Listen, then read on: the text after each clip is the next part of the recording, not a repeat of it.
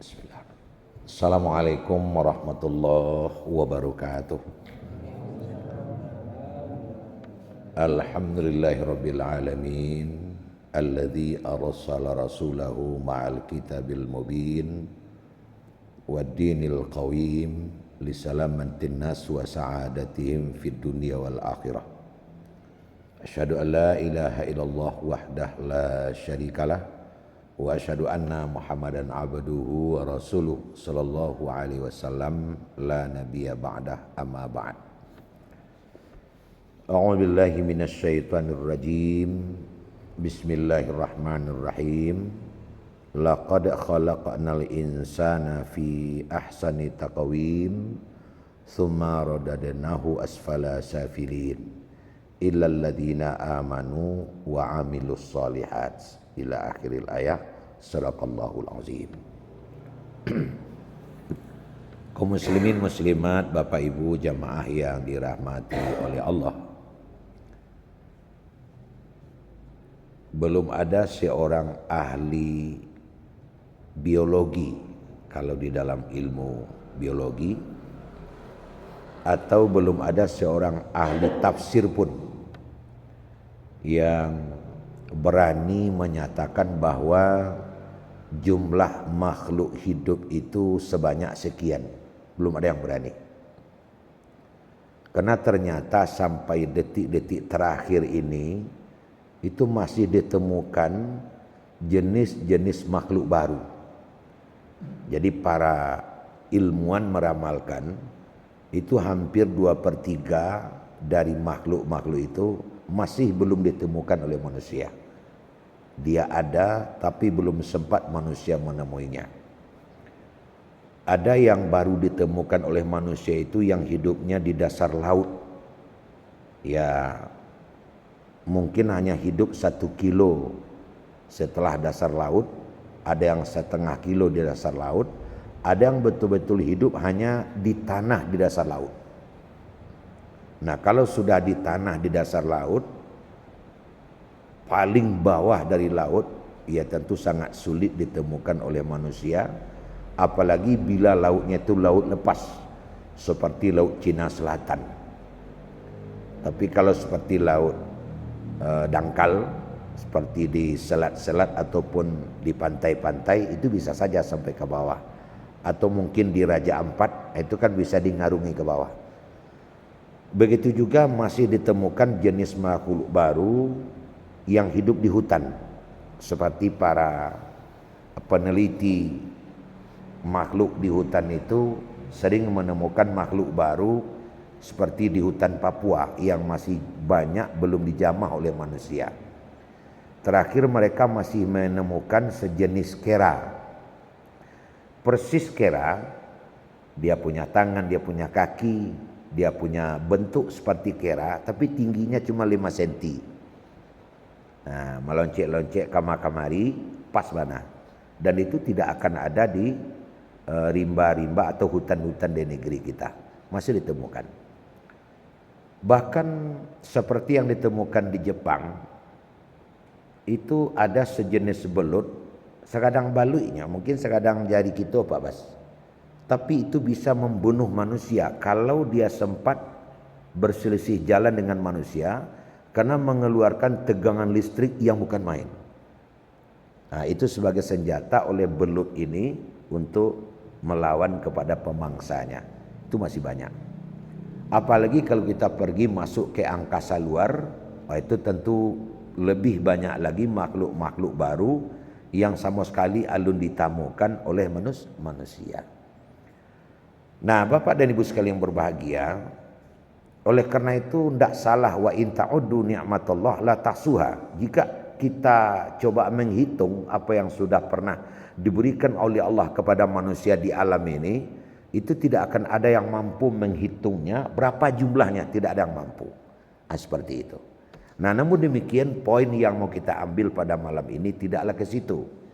Yang kita ambil itu adalah bahwa dari seluruh makhluk yang sangat banyak itu, ikan di laut entah berapa, binatang di hutan entah berapa, baik yang dijinakkan oleh manusia maupun yang masih liar di laut ataupun di hutan, dari seluruh makhluk yang ada itu amanyale cie nama-nama manusia. Kan itu. Amanyale cie nama-nama manusia kita kok. Ada apa dengan manusia? Ternyata Pak Ibu Hari sekalian, ada surat keputusnya di dalam Al-Quran atau SK-nya dalam Quran. Kalaulah SK Tuhan Allah yang Maha Kuasa, ada itu SK leh. Tapi kalau SK camat tentu SK wali kota ada itu dah.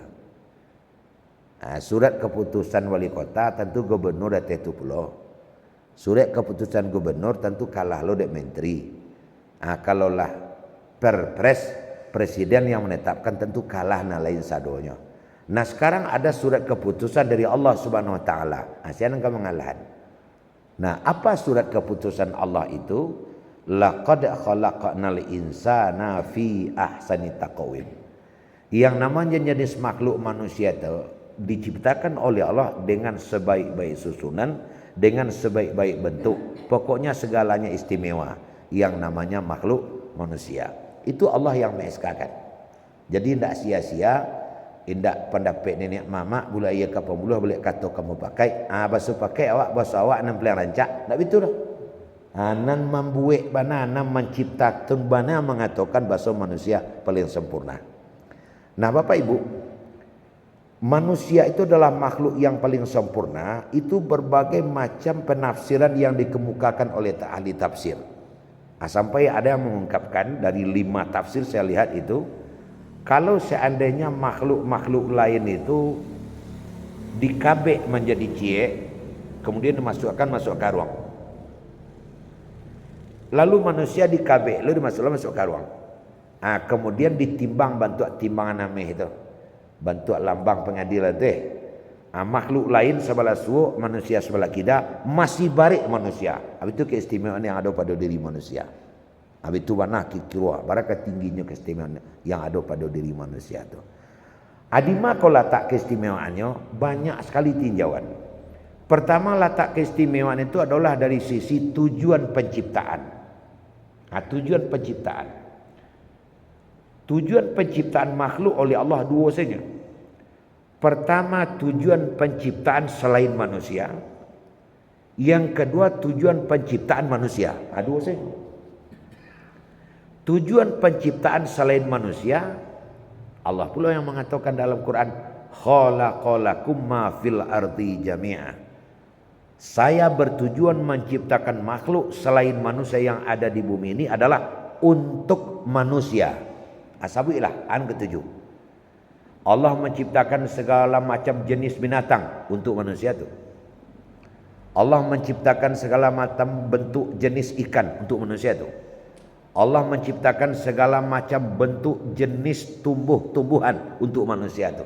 Sebab khalaqa lakum. Allah menjadikan untukmu. Jadi tidak salah jika kita makan kerbau, kita makan kambing, kita makan ayam, kita memanfaatkan tumbuh-tumbuhan, ada untuk pakaian, ada untuk perumahan, ada untuk dimakan juga. Itu tidak salah. Tidak salah. Kenapa? Karena menciptanya untuk kita. Allah menciptakan begitu.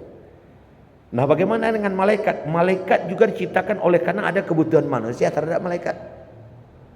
Kalaulah tidak ada awak manusia, akan kaja rakib atib, tukang tulis amal. Kalaulah tidak ada manusia, akan karajo Jibril. Kalaulah tidak ada manusia, akan karajo Zabaniyah malaikat maut. Anggi cabutnya, tangkayu itu cabutnya sudahnya. Jadi semuanya itu adalah untuk manusia. Itu tujuan penciptaan yang namanya makhluk selain manusia. Lalu tujuan manusia ciptakan apa? Kau nyapa ibu, kau poin kaji wak kini. Wa ma khalaqatul jinna wal insa illa liya'budun. Kau tujuan penciptaan manusia. Jin dan manusia itu aku ciptakan adalah untuk beribadah kepadaku. Khusus awak dulu manusia. Jadi tujuan awak diciptakan oleh Allah adalah untuk beribadah kepada Allah. Itu tujuan awak. Aku nan perlu kita ganggam arek pacik taguah selama hidup bahwa tujuan awak ada adalah untuk mengabdi kepada Allah. Rabbana ma khalaqta hadza batila, tidak ada satu pun yang kau jadikan dalam keadaan sia-sia, maka menjadikan manusia bertujuan untuk beribadah kepada Allah. Aku poin yang pertama dulu. Bapak Ibu hadirin sekalian, maka manusia di dalam hidup apabila tidak beribadah berarti dia tidak memenuhi tujuan hidup. Oleh karena tujuan hidup manusia dalam hidup adalah untuk beribadah kepada Allah, maka manusia yang tidak beribadah kepada Allah sama saja dengan tidak hidup. Itulah dia makhluk mayat yang berjalan di hilir mudi. Siapa itu? Manusia hidup tapi tidak beribadah. Nah, ini tujuannya beribadah. Tidak boleh ada satu nafas pun yang bertiup melalui hidung kita yang hampa dari ibadah. Itunya. Tidak boleh 24 jam diberikan oleh Allah kepada kita siang malam nan hampa dari ibadah. Tidak boleh itu. Kena hidup. Pagi awak hidup, ia untuk ibadah. Sore awak hidup, ia untuk ibadah. Malam awak hidup, itu untuk ibadah. Selama 24 jam kita hidup, setiap hari tak boleh yang lari dari ibadah. Baik di waktu bangun maupun di waktu tidur. Tidur itu juga harus ibadah. Itu poinnya Pak Ibu yang berbahagia. Lalu bagaimana caranya agar jalan hidup kita itu beribadah kepada Allah? Hanya kadang kalau kan adonan punya pengetahuan kalau disebut ibadah karena semayang cek seh. Kalau sebut ibadah karena semayang, sebut ibadah karena sedekah, sebut ibadah karena puasa, itu saja. Padahal ibadah itu ada pengertian luas, ada pengertian sempit. Kalau dalam pengertian umum luas, amrun jami'un lima yardahullah, seluruh rangkaian karajo yang ditujukan mencari redha Allah itu adalah ibadah. Asalkan tujuannya mencari redha Allah dan berusaha untuk tidak menyalahi aturan-aturan yang datang dari Allah, apapun kerjaannya itu bernilai ibadah. Malah ada lucu Pak Ji. Di halaman agak laweh batanamlah saya pucuk peranci segala macam sekali yang rumah. Waktu awak meninggalkan rumah pergi ke malas segala mungkin pergi ke pasar, pergi ke kampung segala macam. Tetangga melihara kambing, lah kambingnya lapeh. Bila pucuk peranci awak tadi de kambingnya. Awak pulang cari pucuk peranci tak ada lain tumbuh. Apabila engkau redha ibadah untukmu. Coba bayangkan. Redha sewa basuh pucuk peranci waktu lah dimakan ni kambing, redha awak sudahlah tu mungkin rezeki kambing mah ibadah untuk awak. Tapi kalau berturut-turut kambing palasi, kambing tak bau tak, orang punya kambing lebih tak bau tak lah leh, ada dosa untuk awak. Sebab saja dari sesuk sampai kini kambing kau memang tak bau tak. Sandak bau tak kambing mencilok pucuk peranci, tetap juga tak bau tak orang punya pucuk peranci. Jadi kambing kentayang di mudia ketika bawah anak pucuk peranci ko parak peranci waktu tidak berpagar masuk kambing ke dalam siapa salah. Tak bisa kambing tangkap polisi tu. Kan seperti redha kita maka itu ibadah untuk awak. Dan orang yang tahu tujuan hidup dia akan mengambil coupling ini. Dia akan redha. Kenapa? Berturu-turu mana sampai ke langit lagi balik pucuk peranci balik. Tidak. Apalagi kalau sampai awak mengecekkan kambing dak buta, orang punya kambing dak buta pula, terangannya belakang. Kecang aja. Kan betulnya kawak kesulanya tu. Lego pagai kepanjangan. Boh sana gari jadinya. Datang mamaknya, disambut oleh mama awak. Datang Pak Lurahnya, datang Pak Lurah awak sampai ke presiden menyelesaikan gara-gara pucuk peranci dengan kambing. Kan dak jadi. Makanya redha saja kita. Malanun itulah kambing masuk peranci wak tu bah ya wak lana salah ndak bagat biarlah kila rezekinya pula ibadah untuk awak. Jangankan ke solat apa lain sedang awak karajokan gini, sedang awak karajokan gini. Khairus sa'a as-sa'a fi talabil ilmi, itu kaji kami Pak Abbas di Kemenak dulu. Sebaik-baik waktu yang kita lalui di dalam kehidupan adalah waktu menuntut ilmu. Kalau ibadah kok. Bahkan ada seperti Imam Hanafi mengatakan telat solat karena menuntut ilmu itu dimaafkan asalkan solatnya tetap berjamaah. Kenapa? Karena dunia itu akan berubah karena ilmu. Sembahyang tidak bisa kalau tidak ada ilmu. Tak mau orang rukuk awak rukuk, orang tagak awak tagak, awak tegang, ya orang tagak loh. Tak sah solat loh. Jadi ilmu adalah segalanya. Khairus sa'ah as-sa'ah fi talabil ilmi.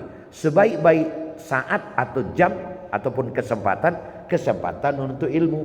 Orang yang menuntut ilmu oleh Allah dihukum fi sabilillah. Sama jauh berperang menegakkan jalan Allah. Kawan memikul senjata pergi ke Palestina, ditembak dia musuh, syahid. Awak menuntut ilmu di siko, mati sedang mendengar ceramah, syahid je. Cuman syahidnya berbeza. Kalau pergi ke Palestina, syahid dunia akhirat. Kalau awak syahid akhirat saja. Tapi sasaran sama-sama masuk surga. Allah tahu bana indak kasado awak nan bisa membawa senjata ke Palestina dah. Awak inginnya mati syahid. Dengar ceramah, tu mati sedang mendengar ceramah. Syahid mah. Jadi kalau ada nama meninggal sedang mendengar ceramah lo, maka ini adalah mati syahid. Ada kejadian Bapak Ibu, apa pernah di satu tempat disangka saja dari awal ceramahnya lah dua-dua nak ngadik-ngadik gaik kau. Kau lalu gaik kau mungkin nak. Dia buat nak lucu segala macamnya yang seorang lah galaknya indak. Oh iya selesai berceramah, pak kena lalu. Saboknya tu dia lalok-lalok dengan ceramah tu saboknya. Ya. Jadi dia kuat-kuat dengan ceramah tu amah lalu. Adi kau kuat domo dalu tanggungjawab dah gitu gaik. Itu pasti, tapi tidak masalah. Syahid. Ya syahid. Kan itu pak. Kalau madan tu, kilo lalu. Kan itu. Ya tidak ada PK doa. Itu termasuk ibadah. Apalagi kalau sana jelas tujukannya. Memberi makan orang yang lapar, memberi pakaian orang yang tidak berpakaian. Itu bukan main. Ada 3 ibadah yang jika dikerajakan bule-bule masuk surga, bantu goreng tongkang masuk kuali. Kalau nanti go ke kerajaan. Pertama, birrul walidain. Berbuat baik kepada ibu dan bapa. Baik ibu bapa itu masih hidup walaupun ibu bapa itu sudah mati. Jangan kita menganggap ibu bapa kita sudah mati terputus berbuat baik. No, masih bisa. Masih ada 4 perbuatan baik yang bisa kita lakukan kepada orang tua kita yang sudah meninggal. 1, mendoakannya. Allahumma firli dzunubi wali walidayya warhamhuma kama rabbayani shaghira. Anak sedang berbuat baik kepada orang tuanya. Kedua, menziarahi kuburannya. Itu berbuat baik kepada orang yang sudah meninggal. Kita ziarah kuburannya, kita bersihkan dan kita berdoa. Allahumma fillahu, Allahumma fillaha. Itu berbuat baik kepada orang tua kita yang sudah meninggal. Dan yang ketiga, meneruskan bengkalainya. Ini luas pengertiannya Pak Haji. Meneruskan bengkalainya imma ad-dunya wa imma ad-din. Boleh jadi bengkalai dunia, boleh jadi bengkalai agama. Mana dia bengkalai dunia? Sangkainya itu di kok ladang tak panjang teras ko ke situ seketik barala kasaju awak kane kelinduang dak kane paneh tengah hari awak dah. Terang awak mengecek bantu itu. Walaupun dia sudah tiada, teras rumah awak panjangan. Berarti meneruskan bengkalainya. Berbuat baik kepada dia. Berpahala. Apalagi bengkalai akhirat. Apa itu bengkalai akhirat? Anak-anak yang punya peluang dan punya rezeki, dia umrohkan orang tuanya. Dia hajikan orang tuanya. Baik dia pesan maupun tidak, khusus anak masuk kepada ranah doa anak yang soleh. Ya Allah, aku baru saja naik haji ya Allah. Kalau kau beri pahala dalam haji tadi, berikan pahalanya kepada orang tua saya. Mana masuknya itu? Putus segala amal kecuali 3. Satu diantaranya yada'un solihun, anak yang soleh yang berdoa kepada kedua orang tuanya. Masuk sana itu. Itu yang pertama.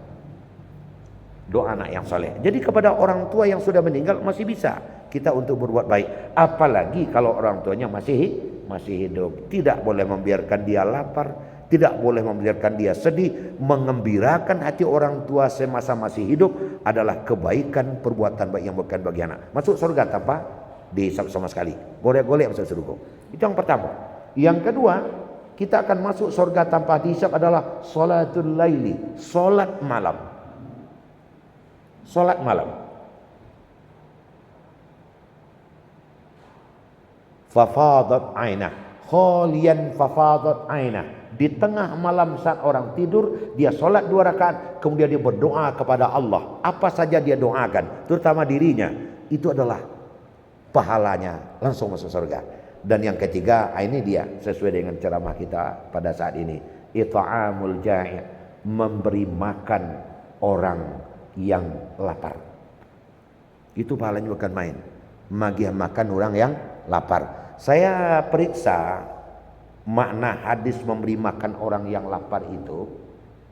Ada yang bertanya, Buya, magi sarawa nanda sarawa apa Buya? Magi baju nanda baju apa Buya? Kan tidak masuk ke dalam. Ternyata hadis ini umum, memberi makan orang yang lapar.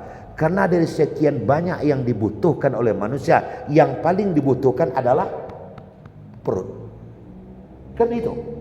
Yang paling dibutuhkan adalah perut. Bakar aja bisa perai, makan? Tidak bisa. Gaji bisa sekali sebulan, makan? Tidak mau sekali sebulan. Penerimaan gaji Anda akan diundur 3 hari lagi bisa. Makan zuhur Anda diundur seminggu lagi, mati mulainya. Jadi perut adalah nomor 1. Maka memberi makan orang yang lapar maksudnya adalah memberikan sesuatu kepada orang sesuai dengan kebutuhannya. Kalau nyo sedang tidak makan, tentu yo makanan dia karena sangat dibutuhkannya. Tapi kalau hari raya kamasua nang dimakan lai, nanda ado nang dipakai, tentu pakaian yang paling dibutuhkannya. Tentu seperti itu. Makanya Bapak dan Ibu hadirin sekalian, dengan Pak Haji kami pernah juga berdiskusi di Asliyah dulu bahwa zakat fitrah itu memang pada awalnya yang paling utama itu adalah makanan yang mengenyangi. Tapi apabila kita telusuri yang namanya maqasidus syari', tujuan agama menelurkan ada kewajiban zakat fitrah itu adalah aghnuhum hazal yaum. Tidak boleh seorang pun umat Islam yang menangis tanggal 1 Syawal. Tidak boleh ada. Nah, yang paling nomor 1 membuat orang menangis itu tidak ada yang akan dimakan. Itu yang terjadi di Arab waktu itu. Nang dipakai lagi. Tapi nang dimakan dak ada. Maka Nabi menyampaikan berikan makan yang mengenyangi. Senggonya galak je keluar. Jadi artinya apa? Yang paling dibutuhkan agar dia ketawa 1 Syawal itu apa? Nah ternyata kalau sekadar makan lah ada orang meranang zakat fitrah Pak Haji. Pak Haji nang ketujuh tiba lihat barelah banyak. Anda luna dole Sarawak luna dosa lealah jole. Tak nak muat terus. Nang keribakan banyak Sarawak indak tak nak muat terus. Maka yang paling afdal ketika itu Pak Haji membalikan Sarawak.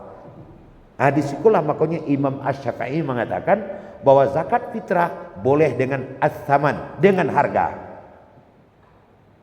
Nah, ambo lebih cenderung pandapekmu menompang je itu. Sebab kalau uang yang kita berikan bisa jadi apa saja. Jadi bareh balik bisa juga. Jadi baju juga bisa, jadi Sarawak juga bisa, jadi pistol air bisa juga. Tapi kalau kita bersikukuh bahwa harus dengan makan yang mengenyangi, is okay, tidak apa-apa. Seluruh kitur kampung manggil maupun bareh diantang ke sini. Kosa karuang, kosa buntia, kosa buntia. Belanja di raya tidak ada. Tapi soalnya jual bareh kau lihat. Nyo jual kau orang nama zakat fitrah tadi kecil lu ramak tu. Liang mau menjual seliter sekian dan balik. Tidak, bawa yang lihat. Jual murah, situ lihat. Kamak dari itu lo jadinya. Itu 2 kali kan ya. Maka yang paling bagus itu untuk hari ini panitia kecil yang kita bentuk di setiap tempat kumpulkan saman harga. Seketika sudah sampai kepada harga, maka uang itu akan bisa dijadikannya apa saja. Itu baru kontemporernya. Betul nak diskusikan itu dulu. Maka lebih afdol zakat fitrah itu dengan makanan. Itu makna it'amul ja'i', memberi makan orang yang lapar. Bapak Ibu hadirin sekalian, kalau pas digata dapat gawi kan yo sanang hati. Paru lapar nasi tibo, masya Allah, begitu. Nah, karena itu adalah ibadah. Makanya Bapak Ibu hadirin sekalian, kalaulah seandainya kita menyadari tujuan hidup kita yang sesungguhnya adalah beribadah, ndak kasari bagai membuat ibadah. Berserak ilir mudik ke atas ke bawah yang namanya ibadah. Sejak dari tadi lama sampaikan, tidak ada guna hidup kalau tidak ada ibadah. Awak dalam bahasa agama kan abid namanya hamba. Abada ya'budu, abid. Kata-kata abadah itu dekat dengan ibadah. Jadi awak manusia kok harus beribadah terus. Harus beribadah, menyesuaikan sikap hidup kita dengan kehendak Allah Subhanahu wa taala dalam segala-galanya. Dimulai jawab bismillah, diakhiri dengan alhamdulillah. Nah, jamaah sekalian, nan ingin mau sampaikan kini, mengomongkannya gampang tapi mempraktekkannya nan sulit. Biasanya model tuh. Karena di samping kita melaksanakan ibadah kan tasambi memenuhi kebutuhan hidup. Abawa menjadikan kebutuhan hidup kau juta sambil melaksanakan ibadah. Dalam hidup mau tidak mau awak butuh 3. Buku, sandang, pangan, papan. Butuh pakaian, butuh tempat tinggal, butuh nangka dimakan. Itu setiap awak kan sama. Setiap awak sama. Butuh makan, butuh pakaian, butuh tempat tinggal. Supaya bisa terpenuhi makan, terpenuhi tempat tinggal, terpenuhi pakaian, tentu perlu usaha. Maka berusaha ini dalam agama kita hukumnya adalah wajib. Di dalam berusaha tadi mulailah kemanusiaan awak muncul. Muncul dalam kemanusiaan awak. Kalau dapat tentu capek dapatnya. Di samping capek dapatnya agak banyak jumlahnya. Kan itu nanti keinginan awak. Sehingga tidak salah jika ada semboyan nan menjual nak mahal, asam buangnya itu nan membeli nak murah. Itulah kesamo seluruh dunia penapik dan bantu itu. Kalau buat tanya nak lawak nan dalam saji ini, mana rancak kayu pada bansai? Rancak malah kayu. Kalau bansai tentu tidak ada pengen gede awet Allah aja. Kalau boleh memilih tentu awak pilih kayu. Sebab dengan kayu kau bisa berbuat apa saja, bahkan bisa membantu orang lain. Kan itu. Nah, itu tidak salah. Rancak malah kayu. Tambah pertanyaan. Mana rancak capek kayu pada lambek kayu? Rancak malah capek kayu. Ya nak, baru ada kemampuan awak membali tulang rawan, gigi tidak ada leh. Nah, aku nanya. Gigi tidak ada leh.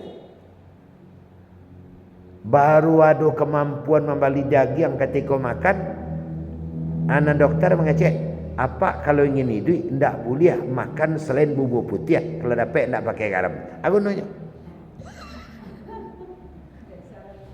Ya, apa kalau ingin hidup yo, ibu kalau ingin hidup yo, wah kayo kok. Mulai dari kini yo makan bubur putih yang boleh ni, indah boleh pakai garam. Kalau dia. Baca rohnya. Orang dicik. Andai lamanya lah. Awak tak boleh makan. Jadi sadu Allahnya awak ingin capek kayo. Nah, bapak ibu, indak pandang bulu sia saja orang ingin capek. Nah, kalau awak ingin pergi ke satu tempat, nak capek tiba, jalan ke tempuan. Jalan mamutui. Kan jalan mutui nak capek tiba. Nak capek tiba jalan mutui. Sebab kalau jalan normal kalau kelok kateh tiba di bukit dia laki, tiba di lurah dia turuni, kelok selok tidak. Tiba di sinan tak ada yang baik lo polisi dulu lampu merah ke 6. Padahal dulu jalan mutih ke belakang kosong. Tak tiba. Banyaklah orang memilih jalan memutui. Jalan pintas. Jalan pintas. Bako jalan pintas capek tiba. Cuman sayang kalau jalan pintas kau resikonya banyak. Contoh umpamanya awak ingin nak ke belakang tuan. Jalan normalnya turun di situ dulu. Kemudian awak kelok ke suak. Tarik ke bawah tu, baru kemari. Kan lama kata habis. Ada jalan pintas. Buka jendela kau, mampu ke bawah. Tiba sekali. Cuman resikonya kadang. Resikonya kok kepala dulu bakal. Aduh kawan ni tempuhnya tu dulu kepala, kau sakit badan jadinya. Maka untuk kaya banyak teman-teman memilih jalan pintas agar capek kayanya. Jalan pintas artinya jalan tidak normal. Agaklah Pak Haji hari Senayannya masih bansai. Hari Selasa je hari Rabunya mah hilang. Kamilah kayo. Manganya Selasa Rabu membongkar abang. Merampok. Tak bawa piti pulang sekali. Sehingga Senin dia miskin. Kamis dia sudah kaya. Kena Selasa dan Rabu dia mencari uang dengan jalan pintas. Nya bongkar bang. Ketahuan dek polisi. Apa jadinya? Tangan dua jadi cie. Mayang tangkap polisi gitu. Itu kalau jalan pintas. Tapi kadang kala bapak dan ibu, manusia doyan mencari jalan pintas. Akibatnya dia melewati jalan yang tidak normal, lalu ke belakang rumah orang, menyuruh-nyuruh ke bawah pagar segala macam. Untung nang karancak tiba di tujuan dengan selamat. Tapi kalau untung nang kaburua di imbon orang maliang bangkak-bangkak pulang digebok di masyarakat. Itu kalau milih jalan pintas. Apa saja kalau jalan pintas berbahaya. Manusia doyan memilih jalan pintas tadi. Jadi tujuan hidup nak lawak baca sejak dia terjadi ibadah, lari dari situ jadinya. Nah oleh karena itu, Allah ko nangka perlu maklum ya bapak. Kecek Nabi kita mangkut terjadi bantu itu karena ada ampe penyakit nan diindap oleh orang itu dan ampe penyakit ko nan selalu membuat orang tu doyan mengarjukan hal-hal yang tak penting di dalam hidup. Akhirnya taniayo Nabi awak mengatakan arba'un min alamati syaqawah. Ada 4 macam yang membuat manusia menjadi celaka walaupun awaklah sadar bantu itu. Kini kan sadar banawak bah. Barawak solat, barawak dari rumah berjalan ke masaji, barawak sadar tak boleh ambil barang orang, barawak sadar harus mencari yang halal. Kan sadar betul awak. Tapi oleh karena ada 4 macam ini, kesadaran itu kadang terkesampingkan oleh kita. Namanya asyaqawah. Arba'un min alamati syaqawah. Ada 4 macam yang jika kita kerjakan salah satu saja, kita akan menjadi celaka dalam hidup. Atau 4 macam. Mana nak nampak? Kau nak nampak kau selesai mengaji berhenti kau leh. Sebab nak salah mungkin ni Isa ko 9 balik 9 balik nak salah mana. Tak sakitnya. Kini yang melanggar orang azan berhenti kau leh. Mana ada yang 4 macam? 1, jumudul ain. Jumudul ain. Mata yang tidak pandai menangis. Itu adalah alamat syaqawah yang pertama. Yang kedua, qaswatul qulub, hati yang kesat, yang kasar. Yang ketiga, tulul amal, angan-angan yang panjang. Yang keempat, hubbud dunia, terlalu jatuh cinta kepada dunia. Macam. Wa urid secara ringkas satu persatu. Pertama, jumudul ain. Apa itu artinya jumudul ain? Tidak pernah menangis karena menghisap diri. Nyoga sekali-sekali ya wak, pas menghisap diri waktu kalau aja ya mata anaknya. Ndak boleh awak mulai dari pagi sampai patang, sampai lo pagi balik hanya diisi dengan galak terkikik-kikik, tidak pernah mengana diri. Padahal awak sadar tidak akan pernah setia awak adon tidak pernah bawa dosa. Itu. Jadi khalian fafadat ainanu, di waktu tersendiri dia pernah mengeluarkan air mata. Mengeluarkan air mata apa? Mengeluarkan air mata karena ingat dosa masa lalu. Jadi Bapak Ibu, nanti ini ada dalam uraian hadisnya, setiba di padang mahsyar itu kita akan berkumpul bersama-sama. Amasua itu jamaah masjid Mutakim Pemanggi itu. Bializar ada nyalek bializar cia kan. Kemudian sadang wak di padang mahsyar hum yantazirun, mereka semuanya menunggu. Sadang wak menunggu tu keluar api sadang masjid kok. Nongol api tu lari-lari. Makin lama api itu makin turun, makin lama makin turun. Tapakiklah Nabi Muhammad. Waduh. Mengecek Jibril, bakal tapakik. Tuhan, Jib katanya. Itu api kalau terus ke bawah membakar umatku itu. Itu ada jamaah Pemanggi dalam tu je. Oh begitu ya. Aman itu kata Jibril. Saya akan padamkan. Sebentar. Kau akan memadamkan api itu dengan air yang saya jemput. Tunggu di sini, saya jemput air ke sorga. Maka Jibril atas perintah Allah menjemput air ke sorga. Sampai di surga sudah disediakan air itu, ada 1 gelas digiangkan Nabi. Aku ayah, ambon dah awi tu, tolong padamkan api itu. Ya ini air untuk memadamkan api. Hanya 1 gelas. Iya. segadang masaji, kau api, sekali air yang padam. Kau lemparkan saja air ini ke api itu, mesti akan padam. Dek Jibril memang ngecek, percaya Nabi sekali. Dia biar, dia ampun, padam api itu. Tak cangang Nabi. Kok dasar mana air itu tuh? Air apa? Dijawab lah Dek Jibril. Itu makanya Muhammad, itu bukan sembarang air. Itu adalah air mata. Oh iya mata, iya mata siapa? Air mata umatmu. Air mata umatku? Iya. Kok cuma sekali? Umat ambo banyak air matanya mah. Marah uang yang dimudik ke bawah mah. Titik air mata mah hujan. Iya, tapi tidak semua umatmu yang menangis.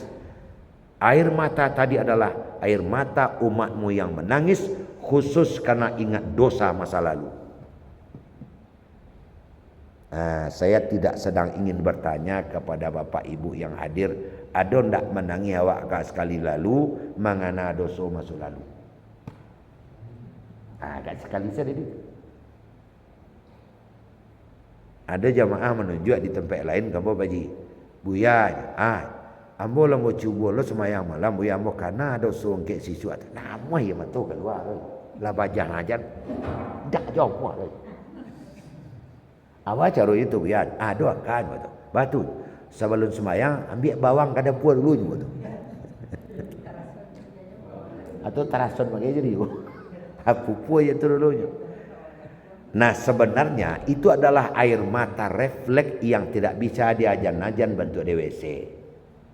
Kalau di WC dek rajin majan keluar aja seketek. Tapi kalau air mata tu nyuk keluar secara tidak disengaja, de lah basah sepipi. Banyak orang yang menangis. Itu di Jambatan Basi dulu sedang menang acara mah menangisnya. Sengket Buya Rifai mesti hidup nak baji. Buya aku mengaji tu pak ibu. Buya aku nyoba garebe yang panjang kelakang. Itulah menangis Dia mencari jamaah menangis buat tamasuk banget Buya aku. Aku tamasuk kaji kayaknya mah. Lah sudah semaisanya menangis je baru. Atun ndak lu sampai hati Buya aku leh. Pak pengurus ya, ibu tu malah. Bu, tiba-tiba di mukanya, aneh ibu tangihan. Oh badoso ibu, kan bisa awak minta ampun. Tu marayu menangis bantu tu mengatuk. Dah itu lah Buya. Seminggu lalu kambing ambo hilang. Sama janggu hijau Buya. Alah. Buya ko janggu ke belakang. Itu tabayang ambo. Tiap mengari Buya tabayang kambing ambo. Tiap mengari Buya tabayang kambing ambo. Yo kadang kambing tu Buya pairi perhati orang dari Periaman kemari membuat dubio. Hai pelang cak Buya tu itulah. Kau menangis juga tu. Hanya tak menangis itu dah. Entong dah ambo Buya nya kayak tu. Ko ambo Buya nya kayak tu dan terjadinya. Tiap mengari Buya terbayang kambing ambo. Nah, kau menangis juga tu banyak. Karena ada satu jenis air mata namanya air mata buaya. Itu lain lagi masalahnya. Nah, air mata yang dimaksud di sini adalah air mata ketulusan, air mata keinsafan karena ingat dosa masa lalu. Itu yang namanya jumudul ain. Orang yang akan celaka itu adalah orang yang matanya tidak pernah menangis, tidak pernah menyesali dosa masa lalu. Jadi solat malam lah terus agak sekali pasti keluar kok. Dia tidak keluar mana sementara tidak salah dah. Terus kita solat malam. Itu yang kedua. Yang kedua, membuat kita jadi celaka, kita lupa kepada tujuan hidup tadi adalah qaswatul qulub, karena hati yang sangat keras. Hati kok kareh. Bapak Ibu, inna fil jasadi mudghah, di dalam batang tubuh yang satu batang ini ada segumpal daging. Rancak tu buah, buruak tu buah. Apa itu? Al-qalb, hati. Tapi hati yang dimaksud di sini sebenarnya bagian dari yang gaib, rohani. Tidak nama merah tu dah. Kalau nama merah tu tak qalbu nama al-kabid. Kalau de kabau wara sekilo gini 160 apa lagi? Hati sekilo gini. Itu al-kabid itu kabada, kabid. Kalau yang hati dimaksud rohani itu adalah al-qalb, bagian dari rohani. Itu dia. Nah, itulah raja di dalam tubuh kita. Kalau hati sudah mengatakan hancur sudah, yang lain tidak akan dibenarkan lagi. Pada tak tidak itulah bayu tu. Karena istafti qalbak, apa saja yang akan engkau kerjakan, tanya hatimu. Nyo hatiku bersih Pak. Makanya kalau kita nyaman, tentram, menandakan tidak ada masalah. Kalau kita gelisah, menintiang jantung, pusana hati itu, kalau menintiang dia gelisah, menandakan ada masalah. Nah, seperti itu. Contoh ketek supaya murah memahami, buang air awak di mana besoknya? Kan di WC. Ketika awak buang air di WC, masuk awak ke dalam, diroron Sarawak ke bawah, ditutup pintu WC, ada gelisah awak tak? Tak ada gelisah dah. Nikmat mana? Karena hati kita bilang kau sudah memasukkan sesuatu pada tempatnya. Tapi kalau buang air tepi jalan, sebelum buang air akan jauh dulu. Hei, caliak suuk, caliak kita. Dia nak tahan lagi. Dimulai karajo. Manga tujun. Iko piti dia ni lah. Kalau bisa serak kau. Bakok gelisah wak. Sebab hati mengecek. Kau angkar jong tak betul tepi jalan nang buang air. Jadi hati itu sangat benar. Makanya saya pernah satu kali duduk di depan rumah lewat Maliang. Maliang mari. Ya Ustaz. Mengangkar jong. Yang boleh Maliang mencilok Ustaz. Mencilok siang atau malam namanya? Malam Ustaz. Bakok malam mencilok. Lah Ustaz kan tahu. Kalau siang mencilok tu murah betul tangkuk orang. Tapi kalau malam mencilok campaan batu kasut mau lari ke kita. Selamat boy. Jangan takut nampak orang. Tentu ya Ustaz Karjo bukan salah Pak. Jadi Maliang pun Karajonyo tahu maksudnya Karajonyo salah. Inyo pun sadar Karajonyo salah. Ada salah seorang sahabat namanya Lu'ai. Dia berjalan di Madinah menuju Mekah. Jadi di satu tampaknya istirahat. Rupanya ada orang mandi senan. Dia cik-cikok dari jauh. Ada perusi mandi dia cik-cikok. Sampai di Mekah dia gelisah. Dia gelisah. Tak lama perasaan. Ditanya oleh Nabi. Ada kau melakukan dosa? Tak ada Rasul. Tolong jujur kepada aku. Kalau kau tidak akui dosamu, kau akan tetap gelisah. Apa tadinya Rasul? Ambo istirahat di bawah tangkai kayu itu. Ada orang mandi mau cikok. Nah itu dia aja. Jadi yang membuat kita gelisah itu dosa kita. Akui dan minta ampun kepada Allah. Aman. Seperti itu. Tobat kita kepada Allah dengan tobat nasuha. Jadi Bapak itu dia. Nah, qaswatul qulub, orang yang hatinya kare, aku nak mau menerima Pak. Hatinya sawaun alaihim a'anzartahum am lam tunzirhum la yu'minun. Sama sedeknya dagih nasihat nak dagih nasihat, ini akan menarikan keinginan saja. Khatamallahu ala qulubi. Tak bisa tembus oleh kebenaran hati itu lagi. Walaupun elok sampai orang, tak doi. Kama mai. Ambo pergi ke pasar. Dia tadi mungkin namai terkaja-kaja, mungkin di dapur. Itu masih ada orang di kanyang mai apui lah. Langsung bilang tu, kan kanyang dia ndak kanyang kau dah disengaja mak. Langsung nanya sekali tu. Abi kau lah hilang wak dari pandang matanya, nyambiaknya apui. Itu hati kare. Itu hati kare. Mantang benar dia nasihati. Itu hati keras itu. Sudah ambil uduk lah pakai payung mukenah dari rumah ke jalan. Kira tiba di masjid, di gerbang masjid, orang tanya, "Kepi masjid mak?" "Dah, ke pasar." Nanya emosi sekali. Itu hati kare itu. Pantang benar dia saat itu. Kepi masjid Pak? Dah, kepi main bola aja.